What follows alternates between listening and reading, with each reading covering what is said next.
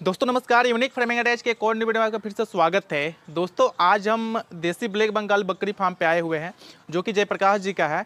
और जयप्रकाश जी 10 बकरी से मात्र बकरी पालन अपना स्टार्ट किए थे आज से 3 साल पहले, और इन्होंने 156 बकरी तक अपने फार्म पे किया है।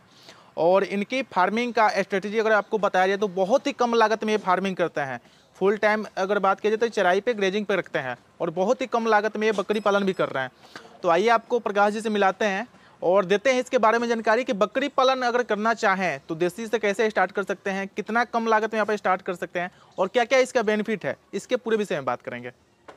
तो सर सबसे पहले स्वागत है आपका हमारे चैनल यूनिक फार्मिंग अटैच में। जितने भी दर्शक आपको देख रहे हैं उनके लिए एक आप अपना फार्म का और अपना एक छोटा सा परिचय दीजिए। नमस्कार, मैं जयप्रकाश प्रसाद जी। ग्राम बनकट, पोस्ट बतरदे, थाना बरौली, जिला गोपालगंज, बिहार। जी सर बकरी पालन में आपको लगभग 3 साल हो गया और आपने ब्लैक बंगाल से स्टार्ट किया था, आज भी आप ब्लैक बंगाल पे भी काम कर रहे हैं।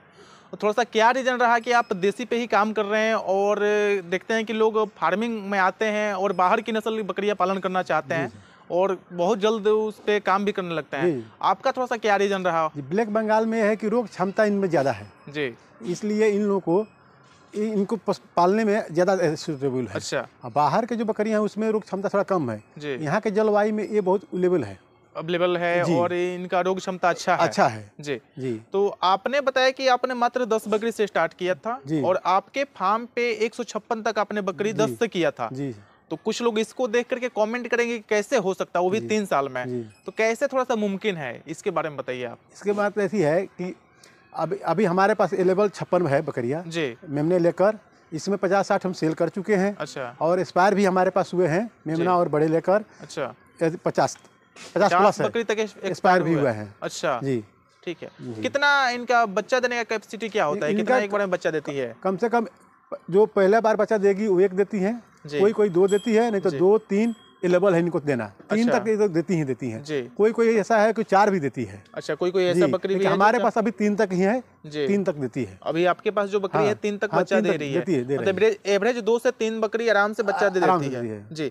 आपने बताया कि आप 50 बकरी सेल भी किए हैं और उससे पहले 50 बकरी आपका डेट भी किया है, मेमना से लेकर के बकरियों तक। बकरी 3 साल में 50 बकरी एक काफी ज्यादा, मतलब अगर डिजिट ऑफ नंबर देखा जाए तो बहुत ज्यादा होता है। 50 बकरी मरने का रीजन क्या रहा सर? क्या बीमारी आया था, कैसे? बीमारी इसमें मेमने में ज्यादा बीमारी था जो पकड़ में नहीं आ रहा था जी। डॉक्टर को भी दिखाने पर डॉक्टर अवेलेबल है नहीं जी, इसलिए उसको समझने में देरी हो रहा था, इसलिए मेमने मरे। अच्छा, और अभी जो मरे हैं हमारे पास वो पीपीआर का कुछ लक्षण आया था, पूरे क्षेत्र में फैला हुआ था, उसके कारण हुआ था, लेकिन कंट्रोल हो गया, कम ही नुकसान हुआ जी।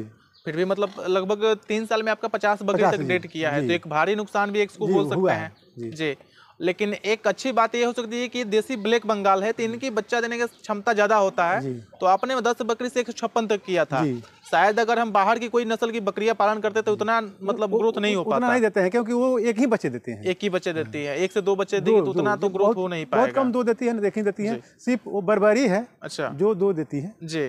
सर बात की इनको खान पीने में, तो अभी तो देख रहे हैं कि आप स्टॉल फीडिंग पे भी रखे हैं और आप जहाँ तक बताते हैं कि इनको फुल टाइम ग्रेजिंग पे रखते हैं, तो थोड़ा सा क्या प्रोसेसिंग होता है चराने का, कहाँ तक चराते हैं और कितना खर्चा आता है लगभग खिलाने उलाने में, इसके बारे में बताइए। चराने के इन लोगों के जो मौसम के हिसाब से है, मौसम अच्छा बन रहा है तो बाहर चरती हैं, बाहर चर के आती है। इनको बाहर चराने का फायदा होता है कि हम इनको अपने यहाँ जो खिलाएंगे तो पूरे इनको क्या के शरीर में कमी है वो नहीं दे पाएंगे जी। बाहर में ये वही हिसाब से चरती है, दाना चरती है, चारा, तो इनको क्या क्या शरीर में कमी है वो चारा चरेगी, अपने हिसाब से खाती है। आज देखिएगा कि ये चारा खा रही है, कल नहीं खाएगी जी। तो आपके पास उतना समय होता है और आपके पास जगह भी है जहाँ पे आप चराई कर सकते हैं, ठीक है। इनको मतलब कितना बार हम बाहर निकालते हैं, मतलब डेली इनको चराया जाता है जी? हम पर डे, मौसम अगर ठंड का मौसम होता है तो कम निकालते हैं जी, कुहासा वसा पड़ता है तो मौसम के हिसाब से निकाल, बरसात में नहीं निकालते हैं। और मौसम फ्रेश मौसम है उसमें दोनों टाइम 1 घंटा सुबह घुमा देते हैं और शाम को 2 घंटा चला देते हैं जी। कहीं ना कहीं डेली चराने पे भी बरसात में दिक्कत आ जाता है और ज्यादा सर्दी अगर है तब भी दिक्कत आएगा, ठीक है। फार्म पे इनको कई दफा खिलाया जाता है और क्या क्या खिलाया जाता है इसके बारे में? इनको 2 टाइम खिलाया जाता है जी। एक टाइम हरा चारा इनको देना अनिवार्य, बाहर नहीं जाएंगी तो हरा चारा देना पड़ता है। हरा चारा देना पड़ता है। हरा चारा में क्या क्या लगाया हुआ है? हरा चारा में मौसम के हिसाब से जो सीजन आता है उस हिसाब से लगता है। अच्छा, अभी रबी का फसल का टाइम है तो अभी उसमें जई आएगा और भी तो आता है उसको लगेगा। और बरसात के मौसम में मकई है, मक्का और वो बजड़ा है, ये सब लगाया जाता है। वो भी मौसम के हिसाब से ही जो जलवायु जो आता है मौसम उसी से लगाया जाता है। ठीक है, बात कीजिए सर, ब्लैक बंगाल जानी जाती है मतलब ज्यादा बच्चे देने के लिए और कम खाने के लिए। चराई पे इसको रख सकते हैं, फुल टाइम ये चरने के लिए ही बनी हुई थी।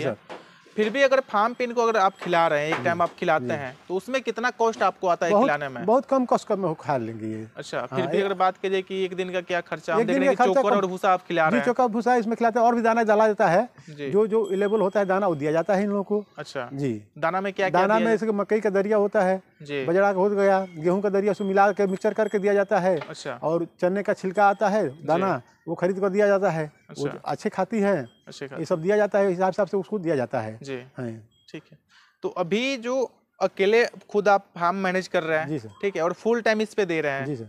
ठीक सर, हमारे किसान भाइयों को अगर आप बताना चाहें कि कोई किसान भाई बकरी पालन अगर करना चाहें और ब्लैक बंगाल से स्टार्ट करना चाहते हैं, देसी से, तो कितने बकरी से स्टार्ट करें तो उनके लिए अच्छा होगा? और क्या लागत आएगा स्टार्टिंग में, कितना खर्चा आएगा स्टार्ट अगर करना चाहें तो? हमारा अनुभव जो यही कहता है कि जितने कम से शुरू करेंगे उतने जानकारी धीरे धीरे मिलेगा, धीरे धीरे बढ़ाएंगे। एक बैग ज्यादा खरीदेंगे तो लॉस होना है, क्योंकि हम 3 साल से कर रहे हैं, तो हम अभी इसमें जानकारी प्राप्त ही कर रहे हैं। जानकारी प्राप्त पूरा हमको अनुभव नहीं हुआ इसके बारे में, इसलिए कम तो हमारा लागत कम से 2.5 लाख लगा था स्टार्टिंग में।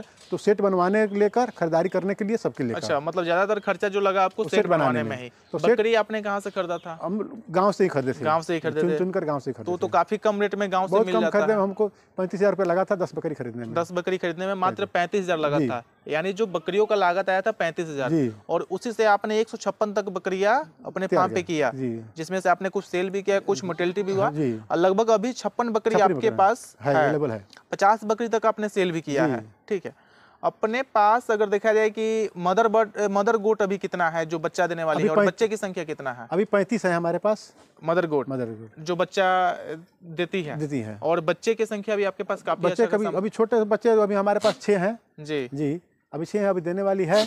अच्छा। और उसके बाद खस्सी हमारे पास 8-10 है अभी जो तैयार है, जो जनवरी या होली तक सेल हो जाएंगे। जनवरी और होली तक सेलिंग करने का आपका जो मुख्य उद्देश्य क्या होता है? मतलब किसी खास मकसद से करते हैं या डेली बेसिस पे भी? जी, डेली बेसिस से भी होता है, और इसीलिए कुर्बानी उर्बानी के लिए ज्यादा ऐसी रखते हैं, कुर्बानी के लिए ज्यादातर ध्यान देते हैं, और उस समय आप निकालते हैं ज्यादातर।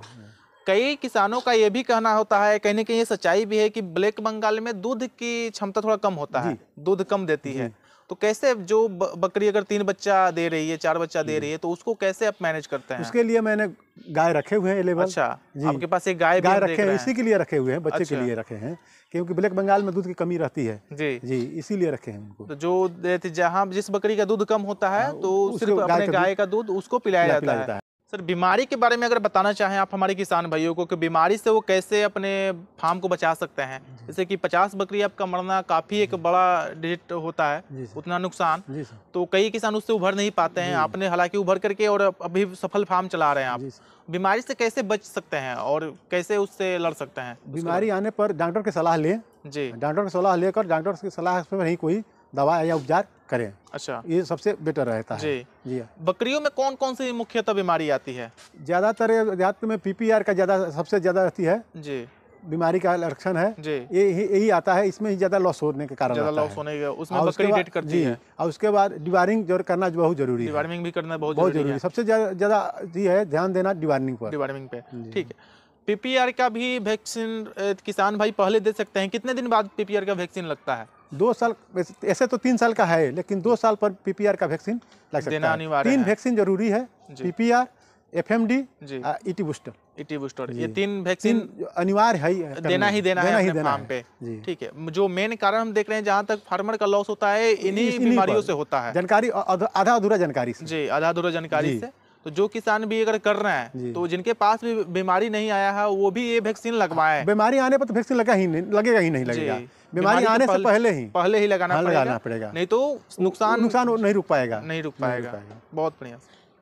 तो दोस्तों, सर का ये फार्म आप देख सकते हैं, जहाँ पे सर बकरी भी रखते हैं। एक अच्छा फार्म इन्होंने बनवाया हुआ है, और उससे में इनका जो लागत शुरू में स्टार्टिंग में आया था 2.5 लाख तकरीबन लागत आया था। और पूरा फार्म जो आप देखा दें, जो बाउंड्री इन्होंने किया हुआ है, बांस बल्ली का इस्तेमाल करके इन्होंने बाउंड्री किया हुआ है, और काफ़ी जोगाड़ तरीके से इन्होंने खुरली भी बनाया हुआ है।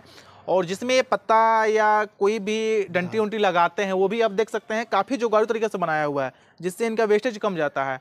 और गांव में बिल्कुल अकेले एक सफल बकरी पालन चला रहे हैं बिना कोई ट्रेनिंग लिए हुए। एक अच्छा खासा अनुभव भी इनको हो चुका है और काफ़ी अच्छे लेवल पे चला भी रहे हैं। और बकरियों का ग्रोथ भी देखा जाए तो ठीक ठाक है, अभी तो सीख ही रहे हैं।